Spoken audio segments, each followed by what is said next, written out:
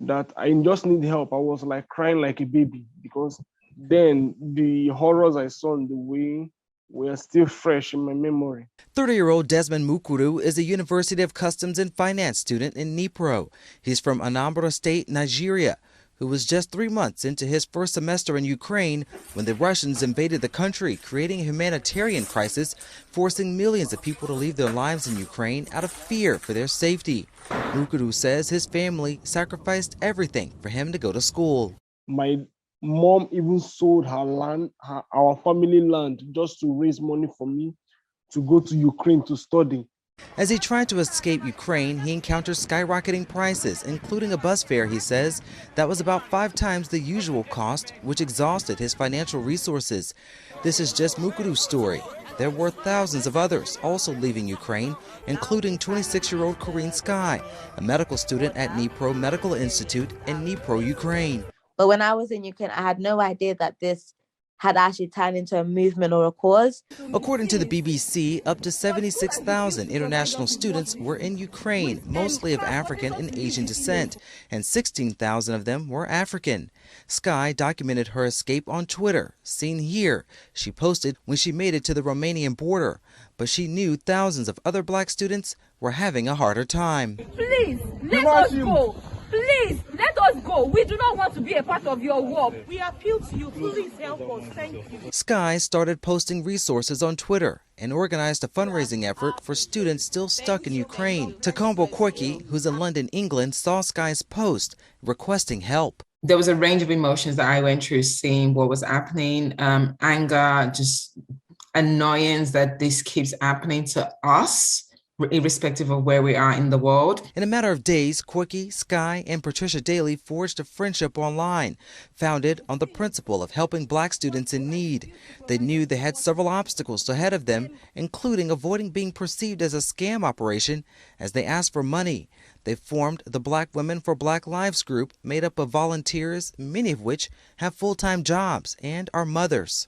Operates as an organization, so we needed to give ourselves a name to separate us from other volunteer grassroots organizations that were doing the work that we were doing. I was able to work with my contacts to create the logo, create a website for us very, very quickly on. So even when we didn't have all the resources that we now have, we were still trying to have the appearance that we knew what we were doing, which we did, you know. Because not all banks are interconnected, they also had to navigate the complex banking systems within multiple countries to quickly send students in need money for food or a ride out of Ukraine. We were very, very rudimentally, I was having the money transferred from PayPal to my bank account, transferred that to Corinne Sky's UK bank account. She then transferred it to her Ukrainian bank account.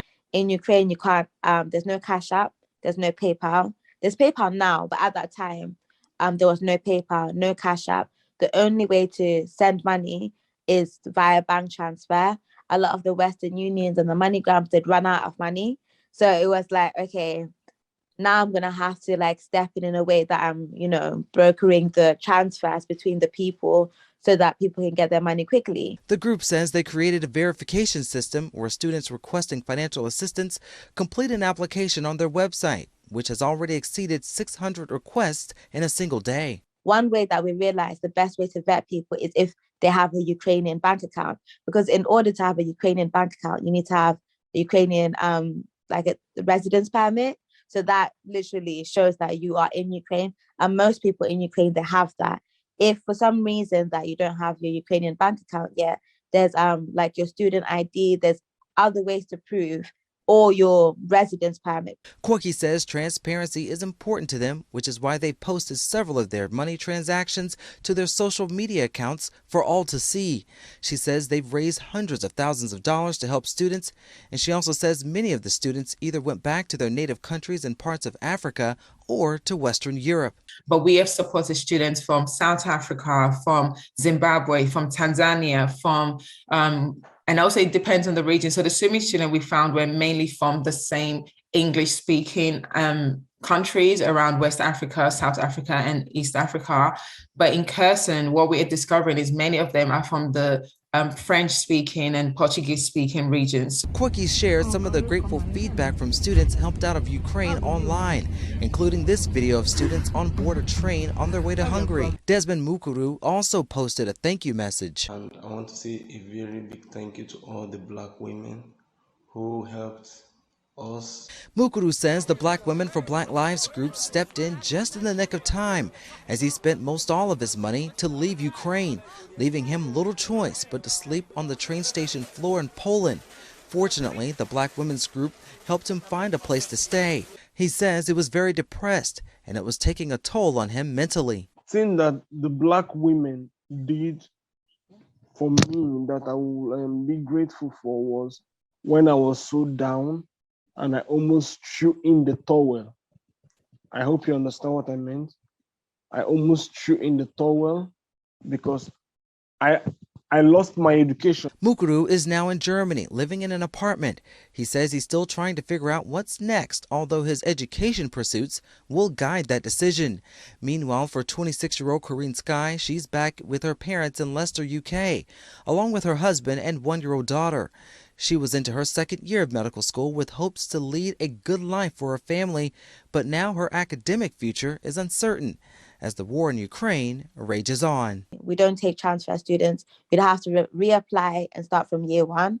Our universities have told us that the likelihood of us giving you a transcript right now is, 0 to 9. And this issue with students, it mainly affects African and Asian students because the largest population of international students in Ukraine were African and Asian students. In addition to figuring out their next move with their education, Mukuru says for students affected by the war, they also have to deal with the psychological trauma of this difficult time. We are facing the battle, the physical battle in Ukraine. Now we are out of Ukraine. We are facing the battle up here. Reporting for Atlanta Black Star, I'm Cavante Smalls.